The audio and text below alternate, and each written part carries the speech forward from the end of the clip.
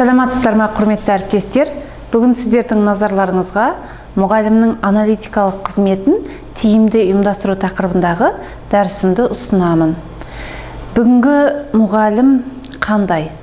Бүгінгі мұғалімнің құзыреттілігінің шектері қандай? Бүгінгі мұғалім өзінің кәсіби білімі мен білігі, құзыреттілігі жоғары маман. Бүгінгі мұғалімнің шығармашылық және интеллектуалдық әлеуеті жоғары. Бүгінгі мұғалімнің шеберлігі мен іскерлігі аса қуатты. Бүгінгі мұғалім инновациялық технологияларды, ақпараттық коммуникациялық технологияларды шапшаң меңгеруде. Енді бүгінгі мұғалім осы өзінің бойындағы бар құзыреттіліктерді табысты қызметіне қалай бағыттай алады, қалай жұмылдырып жұмыс істей алады. Бізді ойландыратын да осы мәселе. Ол үшін мұғалімге не істеу керек? Ол үшін мұғалімге ең алдымен өзінің аналитикалық қызметін тиімді ұйымдастыра білу керек.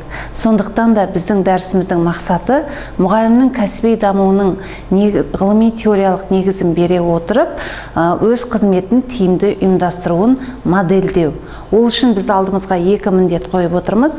Бірінші міндет мұғалім өзінің кәсіби білігінің аналитикалық қызметін тиімді ұйымдастыру жолдарын көрсеткіміз келеді мұғалімдерге.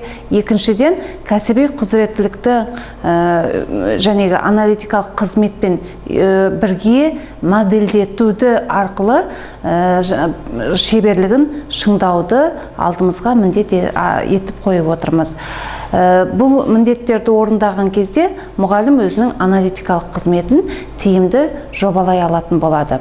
Жалпы бұл мұғалімнің аналитикалық қызметі дегеніміз не? Ол мұғалімге не береді деген сұрақ сіздерді әрине толғандыруы мүмкін. Ең алдымен мұғалім аналитикалық қызметін тиімді ұйымдастырған жағдайда бүгінгі сабақты заман талабына сай жаңаша конструкциялай алатын болады, яғни құрылымдай алатын болады. Екіншіден, жәнегі сабақты аналитикалық құрылымда бұл педагогикалық шеберлік мәдениетінің әліпбиі. Сондықтан да бұл мұғалім үшін аса маңызды. Біздің жалпы өз заманының болсын, біздің заманымыздың болсын аса ғұлама ғалымы Аристотель жан туралы трактаттарында адамның интеллектісін төрт түрге бөліп қарастырады екен. Ол ең бірінші потенциалды, актуалды, жүрекелі дамыған және әрекетшіл. Осының ішінде біздің өзіміздің ғұлама ғалымымыз Әбу-Насыр әл-Фараби әрекетшіл интеллектіге ерекше тоқталады. Ол дейді, дүниедегі бар нәрселердің ішінен алдымен жетілгендерін таниды деп тұжырымдаған екен. Бүгінгі педагогикалық тұрғыдан алып қарастырғанда мұғалім әрекетшіл интеллектінің иесі. Сондықтан да оған өзінің аналитикалық қызметін тиімді ұйымдастыру аса маңызды. Ол үшін біз аналитикалық қызметті тиімді ұйымдастырудың үш компонентін ұсынар едік. Ең бірінші компонент ол талдау.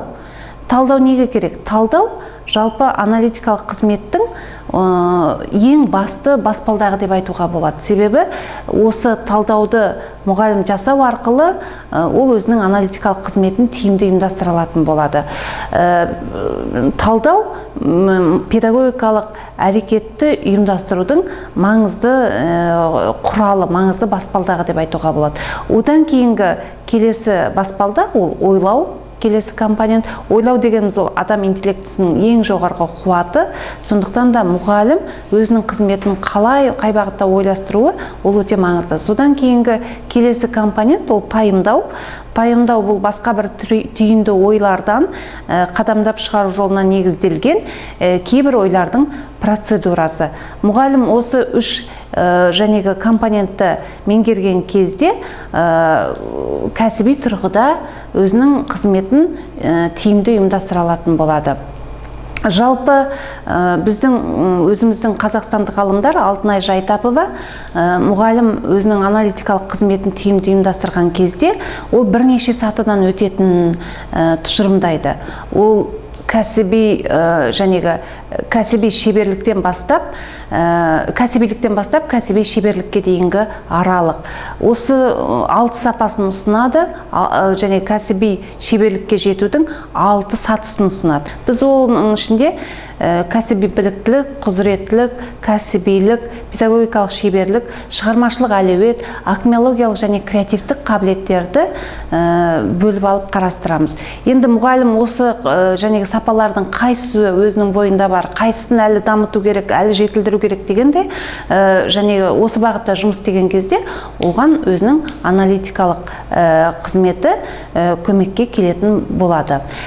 Келесі жәнегі Ресей ғалымы Маркова осы кәсіби сапаларды мұғалім меңгерген кезде мұғалімнің 4 түрі қалыптасатындығын айтады. Ол шебер мұғалім, келесі сатысы ол жаңашыл мұғалім, одан кейінгі сатысы зерттеуші мұғалім және кәсіби мұғалім. Бүгінгі мұғалімге өзінің жәнегі кәсіби дамуының сатысын анықтау маңызды. Мұғалім қандай бағытта дамып жатыр, қандай кезеңде жүр, ол зерттеуші мұғалім ба, ол жаңашыл мұғалім ба, ол кәсіби мұғалім ба, әлде ол шебер мұғалім ба. Сондықтан да біз мұғалімдерге осы 4 концепцияны ұсынғымыз келеді. Осы 4 концепцияны мұғалім қарастырып, өзінің қызметін қайтадан пайымдап, қайтадан жүйелеп ойластырған кезде мұғалім сабақты 5 проекцияда ұйымдастыра алатын болады. Бүгінгі заманның талабына сай бұл 5 проекция аса маңызды. Бірінші проекциясы ол сабақты қазіргі пәндік білім беруден гөрі табиғат, қоғам, адам координаторында әмбебап дүниетанымның іргетасын қалауға ұмтылатын болады.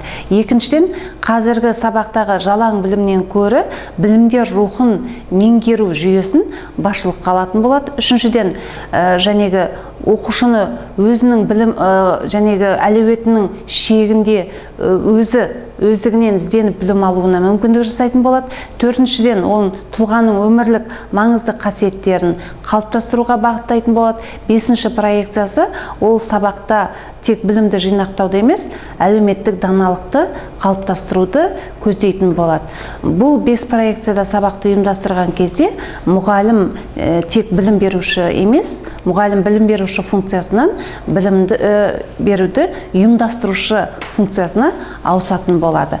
Ал енді құрметті әріптестер, біздің дәрісіміздің соңында сіздерге өздеріңіздің шебер мұғалім болып әкелетін, шебер мұғалім болып қалыптасуыңызға маңызды әсер ететін негізгі жүйені сіз қалайша модельдейсіз? Шебер мұғалімға болуға әкелетін үдерісті сіз қалайша модельдейсіз? Сізге осындай тапсырма бергім келеді.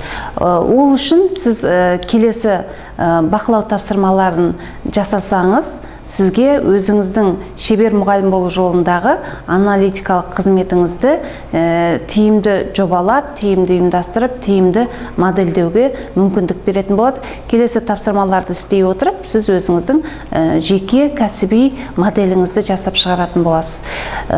Құрметті әріптес, құрметті мұғалім, сіздің біліктілігіңіздің бүгінгі сабақ барысында артып, өзіңіздің қызметіңізді, кәсіби қызметіңізді жаңаша құрылымдауға бір бағыт алды деп ойлаймын. Сіз өзіңіздің кәсібіңіздің шебері болуға лайықтысыз. Сондықтан да сізге сәт сапар тілеймін. Келесі кездескенше сау саламат болыңыздар.